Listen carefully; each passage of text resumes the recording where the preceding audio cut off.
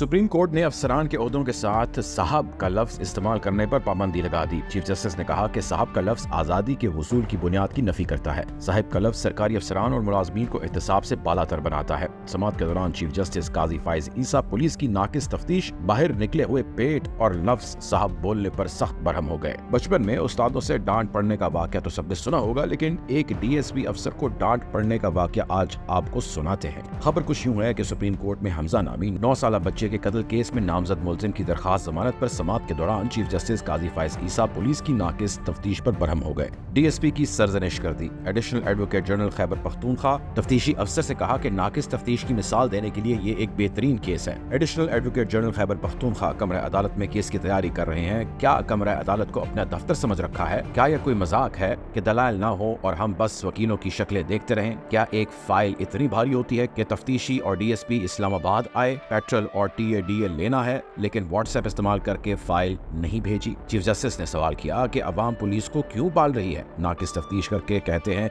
अदालत ने मुलजिम को छोड़ दिया, गरीब का बच्चा था, इसलिए मुलजिम की संजीदगी से तफ्तीश करना गवारा ही नहीं किया गया। चीफ जस्टिस ने तफ्तीशी और DSP को रोस्ट्रम पर खड़े देखा तो कहा, आपका पेट इतना क्यों निकला हुआ है? आप एक फोर्स हैं। एक जमाने में पुलिस की बेल्ट होती थी, क्या अब वो खत्म हो गई है? Additional advocate general Khyber Pakhtunkhwa ने कहा कि केस की तफसीलात तो DSP साहब बता सकते हैं। जब DSP को साहब बोला गया तो चीफ जस्टिस फिर बरहम हो गए। बोले, आपने साहब कहकर सबका दिमाग खराब कर दिया है। ये DSP साहब नहीं बल्कि नालायक DSP है। बाद अज़ां अदालत ने मुलजिम की जमानत तो मंजूर कर ली और कमरा अदालत से बाहर आते ही तफ्तीशी अफसर इस्लाम शाह और DSP सिकंदर शाह ने अपने साथ हुए सलूक पर जोरदार कहका लगाया और अदालत से चले गए।